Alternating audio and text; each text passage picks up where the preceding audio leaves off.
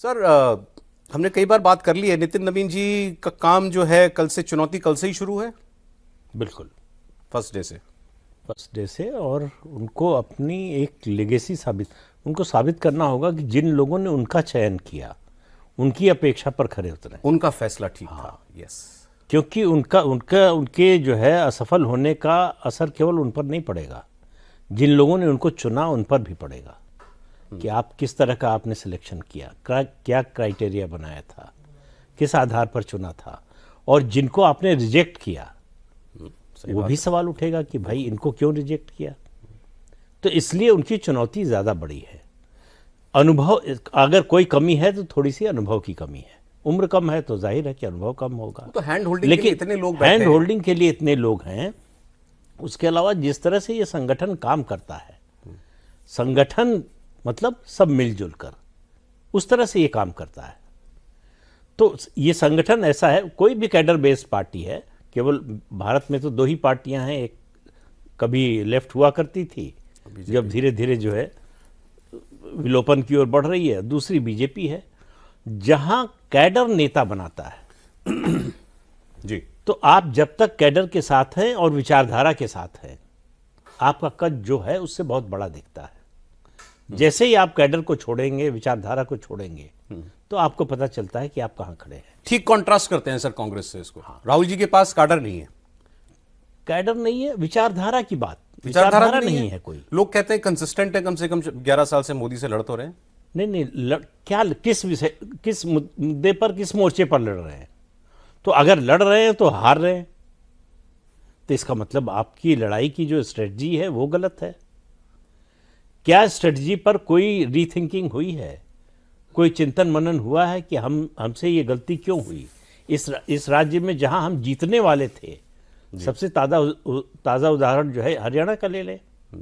मानकर चल रहे थे सब लोग, और ये पिछले 3-4 सालों में ये पहला उदाहरण नहीं है। पंजाब चुनाव से 6-7 महीने पहले तक लगता था कि कांग्रेस तो आ ही रही है, सरकार तो बन ही रही है, सीटें हो सकता है कम हो जाएं। बुरी तरह से हार गया, मतलब सफाया हो गया। उसी तरह से हरियाणा में हुआ। तो जीतता हुआ चुनाव जब हार जाते हैं, देखिए चुनाव में हार जीत तो किसी भी पार्टी की हो सकती है, सब पार्टियां कोई पार्टी नहीं कह सकती कि हम कभी हारेंगे नहीं, कोई पार्टी ये नहीं कह सकती कि हम सब जीतेंगे ही। तो और बीजेपी का तो ट्रैक रिकॉर्ड अगर आप कुल देखेंगे जनसंघ के समय से, तो हारने का ज्यादा है, जीतने का कम है। झारखंड हारे ही ना, लोगों को लग रहा था निकाल लेंगे, हार गए। तो झारखंड हारने के बाद बीजेपी ने ये शिकायत नहीं की कि वो कब्जा कर लिया, वो बेईमानी कर ली। सवाल ये कि कांग्रेस कब तक अपनी हार का कारण बाहर ढूंढती रहेगी। जब तक आप अंदर समीक्षा नहीं करेंगे कि हम क्यों हारे, कौन से मुद्दे हमको उठाने चाहिए थे नहीं उठाए, कौन से नहीं उठाने चाहिए थे और उठाए। सर बड़ा आपने सही बात पे हमको ले आए आप। जैसे राहुल गांधी जी की बात कर रहे हैं, चलिए नितिन नवीन का बता देता हूँ आपको। आने के बाद से इनकी जो 2 बड़े दौरे हुए, दोनों दक्षिण के दौरे हुए सर। एक में पुडुचेरी गए थे, एक में तमिलनाडु गए थे, ये फिर एक बार बिहार गए थे वो अपने यात्रा स्वागत यात्रा वगैरह में। मगर फोकस क्लियर कर दिया, दक्षिण भारत तमिलनाडु हमारा फोकस है। अमित शाह जी लगातार केरल में टाइम दे रहे हैं, प्रधानमंत्री बंगाल असम देख रहे हैं। चारों के ऐसा लग रहा है कि टास्क जो है वो बटे हुए से हैं। बंगाल मतलब गृहमंत्री का सब जगह ही दखल होगा, वो बंगाल भी वो गए थे। राहुल गांधी ने क्या किया? राहुल गांधी पहले तो न्यू ईयर मनाने के लिए बाहर गए, चलो आप कोई बात नहीं, आप चले गए, वापस आए।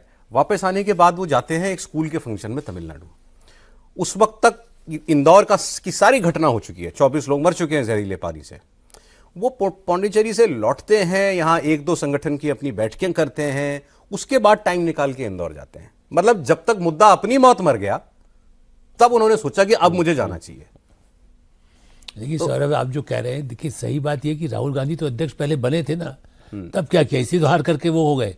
तो अभी भी ना वो अध्यक्ष की जिम्मेदारी भी नहीं है, क्योंकि हम लोग अध्यक्ष की बात कर रहे हैं। इनका देखिए छत्तीसगढ़ भी नवीन जो है, आप छत्तीसगढ़ में भी उनको सहप्रभारी टाइप बनाया गया, वहीं से नजर में आए। उनका जिताने नहीं, उसके पहले नहीं, सिक्किम मेरा जहाँ तक मुझे याद है सिक्किम हो सकता है। जैसे आपने कहा राष्ट्रीय स्तर का एक यदि वो हो, बिहार के होते हुए जैसे होता है, जो मैं समझता हूँ प्रधानमंत्री नरेंद्र मोदी और एक समय में अटल बिहारी वाजपेयी भी, आडवाणी जी भी सोचते थे कि लॉन्ग टर्म में हम किन लोगों को आगे देख रहे हैं।